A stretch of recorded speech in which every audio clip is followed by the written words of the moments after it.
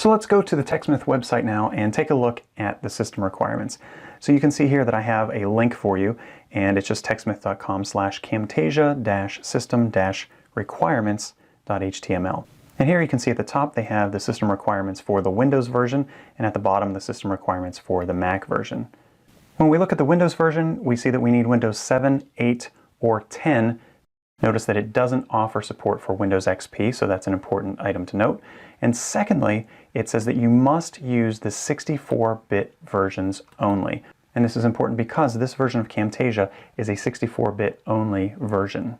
Next, you want to have a 2 GHz CPU with a dual core at a minimum, and I certainly echo that. That would be the bare minimum.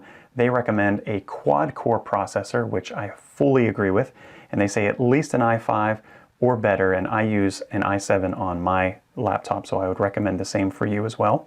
You want to have at least 4 gigs of RAM, and they recommend 8 gigabytes or more. You'll need 2 gigabytes of hard drive space to install the program, and of course you'll need lots of space for editing your videos as well. The dimensions of your monitor need to be able to go up to 1024 by 768, and that shouldn't be a problem if you've purchased your computer in the last 10 years or so. I don't think you can get anything less than that at this point, even if you tried, so that shouldn't be an issue for anyone. Microsoft.NET 4.6 or newer, and that comes bundled with the Camtasia software, so you don't have to worry about going out and installing that, but that is a requirement when installing Camtasia on your device. And lastly, you'll need to have some sort of Windows compatible sound card, and that's going to be so you can listen to, you can monitor the audio that Camtasia is providing to you. Now, on the Mac side of the house, you need to have an Intel processor, so again, that's been the standard for several years. That shouldn't be an issue for you.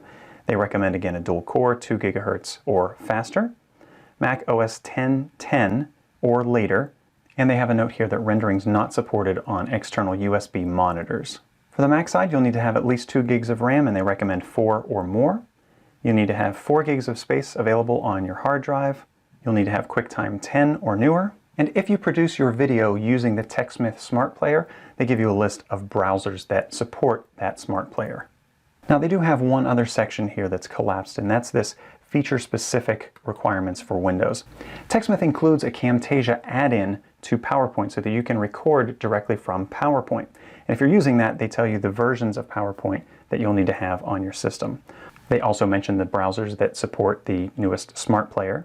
If you're recording with a webcam, they tell you that you'll need to have a USB webcam. If there's one installed on your laptop already, don't worry about that, that's just fine.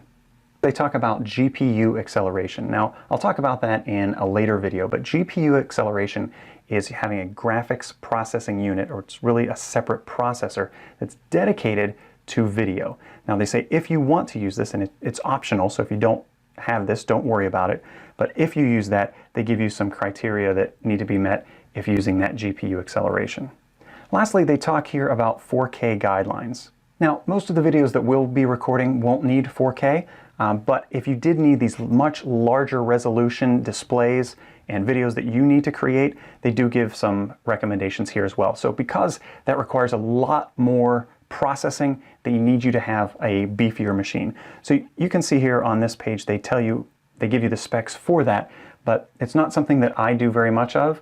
Really, I just use it to experiment a little bit. There's nothing that I need to produce at 4K resolution, so you probably won't need to either, but if you do, at least TechSmith provides you with a link that gives you the recommendations for running with 4K.